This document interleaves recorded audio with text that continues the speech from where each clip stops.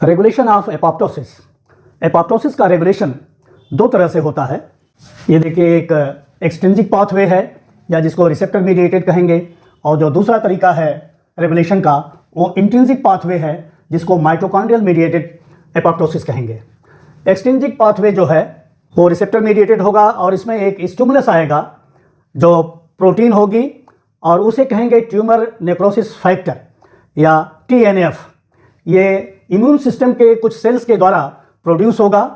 और कब इसका प्रोडक्शन होगा, किसके रिस्पांस में होगा? वो जिनके रिस्पांस में होगा वो होंगे ionizing radiations, elevated temperature, viral infection और टॉक्सिक केमिकल्स जो कैंसर थेरेपी में यूज़ किए जाते हैं।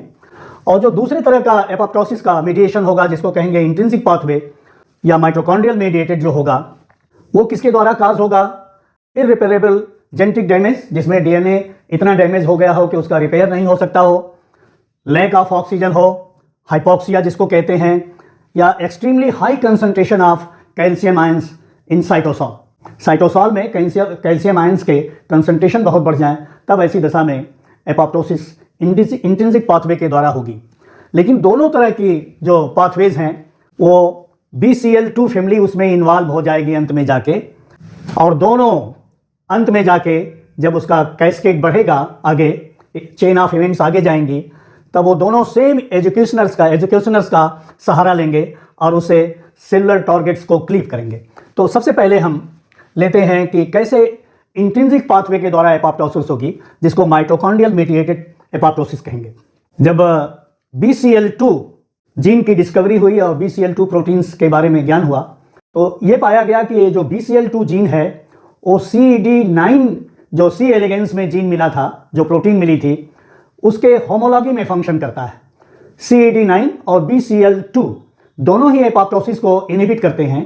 BCL2 जिस प्रोटीन को इनकोड करता है वो एक ऑन्कोजेनिक प्रोटीन है, और BCL2 जो है बी सेल लिम्फोमास काज करता है। बी सेल का लिम्फोमा, एक type of cancer, B cell जिसमें नंबर का प्रोलिफरेशन बहुत होगा। ये जो BCL2 प्रोटीन्स होंगी वो करीब a family of 20 different proteins होंगी, और उन 20 डिफरेंट प्रोटीन्स जो BCL2 की होंगी उनको 3 कैटेगरीज में डिवाइड किया जा सकता है। और BCL2 और जितने भी और एंटी एपोप्टोटिक मेंबर्स हैं वो शेयर करते हैं 4 कंजर्व्ड रीजन्स, और उन कंजर्व्ड रीजन्स को BCL2 होमोलॉगी डोमेन्स कहते हैं। BH इसको कह लेंगे, BH डोमेन्स कहेंगे।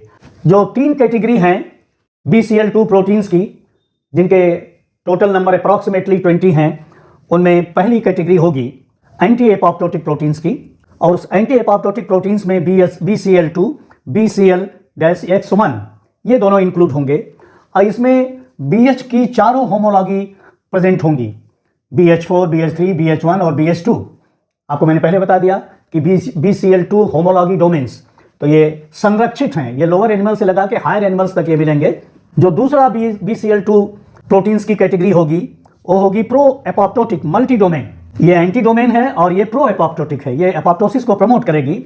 और इसमें BH के 3 डोमेन्स पाए जाएंगे, BH1, BH2 और BH3। इसमें 3 डोमेन होंगे। एक चौथा डोमेन जो है BH4 का, जिसके कारण BCL2 एक एंटी एपोप्टोटिक हो जाती है, वो इसमें नहीं रहेगा, ये एपोप्टोसिस को प्रमोट करेगी। और तीसरी जो कैटेगरी होगी BCL2 प्रोटीन्स की, वो होगी pro apoptotic BH3 domain only. उसमें 3 डोमेन नहीं पाए जाएंगे, मात्र एक डोमेन होगा और वो होगा BH3 डोमेन। तो ये BCL2 प्रोटीन्स की ये 3 कैटेगरीज हो गई, और इनका एपोप्टोसिस में क्या रोल है ये हम देखेंगे।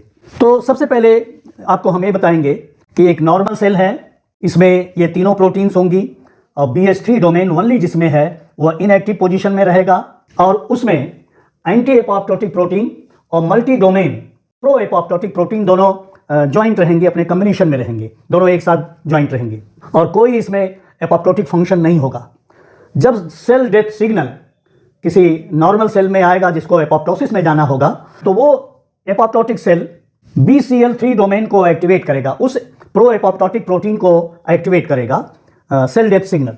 और जब BH3 domain pro apoptotic protein activate हो जाएगा तो ये फिर इससे कॉम्बिनेशन कर लेगा एंटी एपोप्टोटिक प्रोटीन के साथ। अब BH3 डोमेन प्रो एपोप्टोटिक और एंटी एपोप्टोटिक प्रोटीन, इन दोनों के कॉम्बिनेशन से ये एंटागोनाइज करेगा BH3 एंटी एपोप्टोटिक को, तो इसको निष्क्रिय बना देगा। जब ये निष्क्रिय हो जाएगा एक कॉम्बिनेशन से, तो एक्टिवेशन करेगा multi domain pro apoptotic proteins को, और जिसमें BH3 से लगा के BH3 तीन कंजर्व डोमेन्स होंगे, BH1, BH2 और BH3। तो इसको ये एक्टिवेट करेगा। प्रो एपोप्टोटिक मल्टी डोमेन में क्या इंक्लूड करेगा?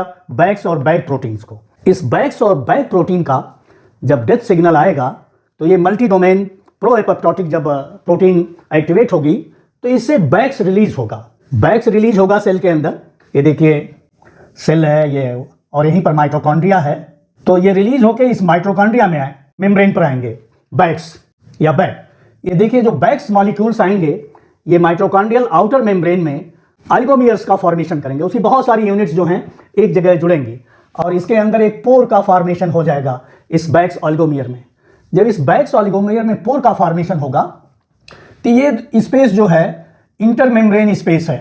दोनों इनर माइटोकॉन्ड्रियल मेम्ब्रेन और आउटर माइटोकॉन्ड्रियल मेम्ब्रेन के बीच का जो स्पेस है वो इंटर मेम्ब्रेन स्पेस है। इसमें साइटोक्रोम C ये देखिए पाया जाएगा, ये साइटोक्रोम C है। तो फिर ये साइटोक्रोम C इस बैक्स ऑलिगोमर्स के बीच में जो पोर है उससे रिलीज होके ये साइटोसॉल में आएंगे। जब ये साइटोसॉल में आएंगे, तो साइटोसॉल में पहले से कैस्पेज 9 प्रेजेंट है और एपाफ1 प्रेजेंट है। जब एपाफ1 और ये कैस्पेज 9 के मॉलिक्यूल्स ये दोनों कंबाइन करेंगे, और जब उसके साथ माइटोकॉन्ड्रिया से आया हुआ साइटोक्रोम C इससे जुड़ जाएगा, तो ये एक मल्टी सब यूनिट, ये कॉम्प्लेक्स बनाएंगे। ये जो मल्टी सब यूनिट या मल्टी प्रोटीन कॉम्प्लेक्स बनेगा, इसका एपाफ1 जो है एक्टिवेशन कर देगा, और वो कैस्पेज 9 होगा। कैस्पेज 9 का एक्टिवेशन होगा, और कैस्पेज 9 यहाँ पर एक इनिशिएटर कैस्पेज होगा। कैस्पेजेस जो होते हैं ये प्रोटियोलिटिक फंक्शन करते हैं। कैस्पेज 9 एक्टिवेट हो जाएंगे। एपाफ1 जिसको आप कहेंगे, ये स्टैंड करता है एपोप्टोटिक प्रोटीएज एक्टिवेटिंग फैक्टर। एक और फैमिली ऑफ प्रोटीन्स है जिसको IAPs कहेंगे, इनहिबिटर ऑफ एपोप्टोसिस। जब बैक्स नहीं रिलीज रहेगा, जब डेथ सिग्नल नहीं मिलेगा सेल को, तब ये IAP ये फैमिली प्रोटीन जो है इस कॉम्प्लेक्स को इनहिबिट किए रहेगा। इनहिबिशन से सेल डेथ प्रोग्राम आगे नहीं जाएगा, सेल की डेथ नहीं होगी। कब ये सेल डेथ प्रोग्राम प्रोसीड करेगा आगे, डाउन स्ट्रीम कब जाएगा? जब ये बैक्स ऑलिगोमर्स अपने अंदर पोर बनाएंगे, साइटोक्रोम C आ जाएगा, ये कैस्पेजेस 9 है, ये एपाफ1 है, और इससे आके साइटोक्रोम C जब लग जाएगा, तब कैस्पेज 9 का एक्टिवेशन हो जाएगा। और उसी साथ सिर्फ साइटोक्रोम C ही नहीं निकलता है, कुछ और प्रोटीन्स निकलती हैं। जो और प्रोटीन्स निकलेंगी, ये देखिए दो ग्रुप हैं, एक स्मैक डायब्लो है और दूसरा है OMe-STR2। ये दोनों प्रोटीन्स जो निकल के आएंगी, तो इस IAP को इनहिबिट करेंगी।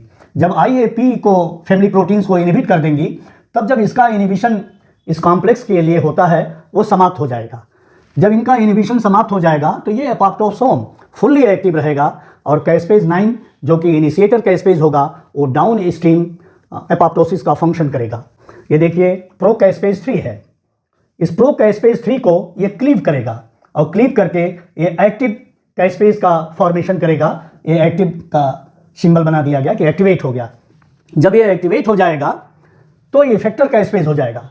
आपको जानकारी होगी कि कैस्पेजेस जो हैं वो दो तरह के होते हैं, एक इनिशिएटर होता है, एक शुरुआत कराता है, और दूसरा इफेक्टर होता है या एग्जीक्यूट करता है। तो जो सेल डेथ प्रोग्राम को एग्जीक्यूट करेगा वो एग्जीक्यूटर हो जाएगा या इफेक्टर हो जाएगा। इफेक्टर इसलिए कहेंगे क्योंकि ये इफेक्ट प्रोड्यूस कर रहा है। तो क्या इफेक्ट प्रोड्यूस करेगा? ये क्लीवेज करेगा न्यूक्लियर लामिन्स को। न्यूक्लियर के इनर मेम्ब्रेन पर लामिन प्रोटीन्स पाई जाती हैं, उनको ये उनका ब्रेकडाउन काज करेगा। साइटोस्केलेटन का ब्रेकडाउन, साइटोस्केलेटन में जो प्रोटीन्स हैं उनको क्लीव करेगा, उनका ब्रेकडाउन होगा, साइटोस्केलेटन कोलैप्स कर जाएगा। और जो साइटोसॉल में डीएनएज इनहिबिटर हैं, डीएनएज एक एंजाइम है, उसका जो इनहिबिटर है उस इनहिबिटर को वो क्लीव करके हटा देगा, तो डीएनएज एक्टिव हो जाएगा, वो डीएनए का ब्रेकडाउन काज करेगा। ये न्यूक्लियोसोम पर कट प्रोड्यूस करके डीएनए को ब्रेक कर डालेगा और सेल की डेथ काज करेगा एपोप्टोसिस के थ्रू। IAPs जो हैं, ये फैमिली जो प्रोटीन्स की है वो C एलिगेंस में नहीं पाई जाती है, वो ड्रोसोफिला से लगा के मैमल सेक्शन में मिलती है। BCL2 एक अपना अहम भूमिका इस इंट्रिंसिक पाथवे में निभाती है। BCL2 सबसे पहले तो ये बी सेल लिम्फोमास काज करती थी, इसके लिए जानकारी हुई थी और ये पाया गया कि CD9 के होमोलॉग है।